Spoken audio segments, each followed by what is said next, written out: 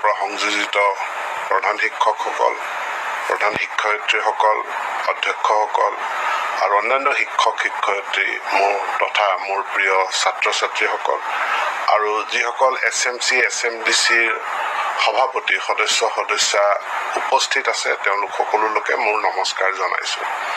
গৰম বন্ধৰ পাছত আজি বিদ্যালয়সমূহ নতুনকৈ আৰম্ভ হৈছে আৰু ইয়াৰ বাবে মই সকলো শিক্ষাৰ্থীলৈ মোৰ তৰফৰ পৰা শুভেচ্ছা জ্ঞাপন কৰিছোঁ, যাতে আগন্তুক দিনকেইটাত আগন্তুক শিক্ষা বৰ্ষটো আপোনালোকৰ কাৰণে সফল হয়, সুখদায়ক হয় আৰু যিখিনি বিদ্যায়তনিক পাঠ্যক্ৰম আপোনালোকক দিয়া হৈছে সেইখিনি যাতে আয়ত্ত কৰিব পাৰে তাৰ কাৰণে মই শুভেচ্ছা জ্ঞাপন কৰিছোঁ।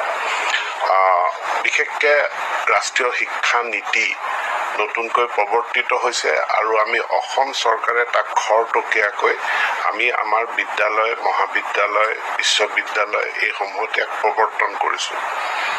আমি সকলোৱে জানো যে শিক্ষাৰ অধিকাৰ আইন 2009 চনত গৃহীত হৈছিল আৰু ভাৰতবৰ্ষৰ সংবিধানে সকলো শিশুক 14 বছৰ বয়সলৈকে সকলো শিশুক সাৰ্বজনীন আৰু বিনামূলীয়া শিক্ষা লাভৰ অধিকাৰ প্ৰদান কৰিছে।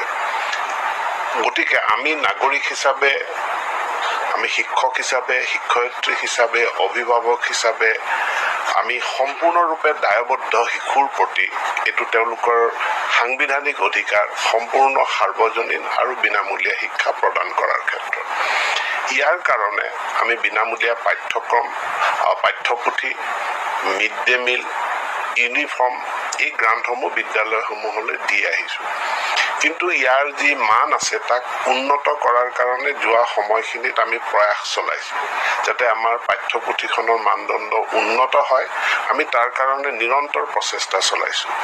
একেধৰণে মিড ডে মিল যাতে উন্নত হয় তাৰ কাৰণেও আমি প্ৰচেষ্টা চলাইছোঁ আৰু এই বিগত বছৰটোত আমি খুব এটা প্ৰচেষ্টা চলাইছিলোঁ যে যিসমূহ ইউনিফৰ্ম ছাত্ৰ ছাত্ৰীসকলক দিয়া হয় সেই ইউনিফৰ্মৰ গুণগত মান যাতে উন্নত হয় তাৰ কাৰণে লেবৰেটৰী টেষ্ট কৰাৰো ব্যৱস্থা কৰা হৈছিল।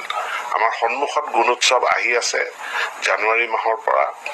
এই গুণোৎসৱত এইবাৰ নতুনকৈ আমি এটা ওপৰঞ্চি নম্বৰ সংযোজন কৰিছোঁ, সেইটো হ'ল ইউনিফৰ্মৰ যি গুণগত মানদণ্ড। এতেকে এক্সটাৰ্নেল ইভালুৱেটৰসকল যাব, তেওঁলোকে আন্তঃগাঁথনি, কমিউনিটি পাৰ্টিচিপেশ্যন আদি বিভিন্ন দিশ চোৱাৰ উপৰিও তেওঁলোকে বিশেষভাৱে ইউনিফৰ্মৰ গুণাগুণটোৰ ওপৰত চকু দিব আৰু তাৰ ওপৰত নম্বৰ দিব।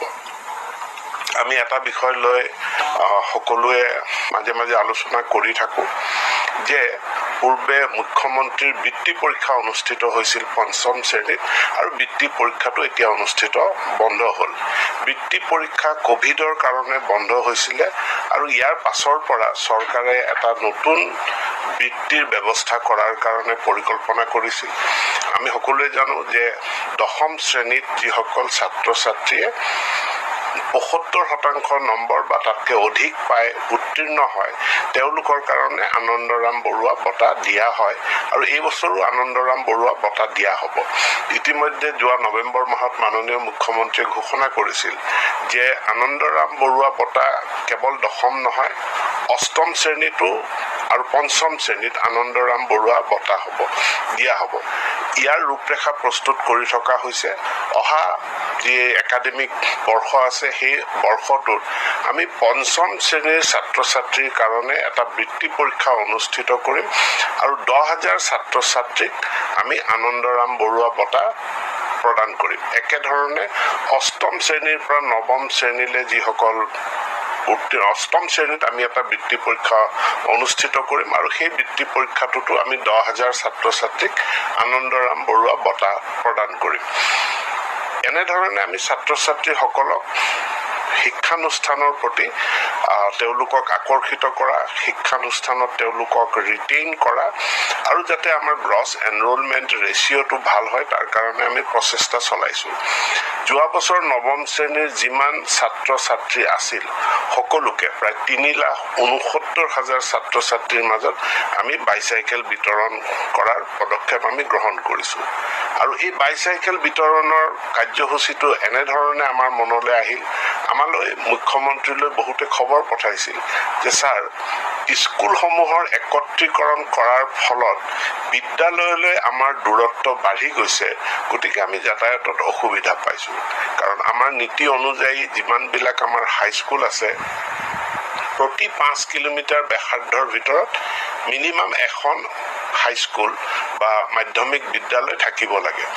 এতেকে 5 কিলোমিটাৰ ব্যাসাৰ্ধৰ ভিতৰত যিহেতু এখন স্কুল থাকিব আৰু নৱম শ্ৰেণীলৈ উত্তীৰ্ণ হোৱাৰ লগে লগে ছাত্ৰ বা ছাত্ৰীগৰাকীয়ে যদি এখন চাইকেল লাভ কৰে, তেখেতৰ বিদ্যালয়লৈ অহা যোৱা কৰাৰ সমস্যাটো সমাধান হ'ব।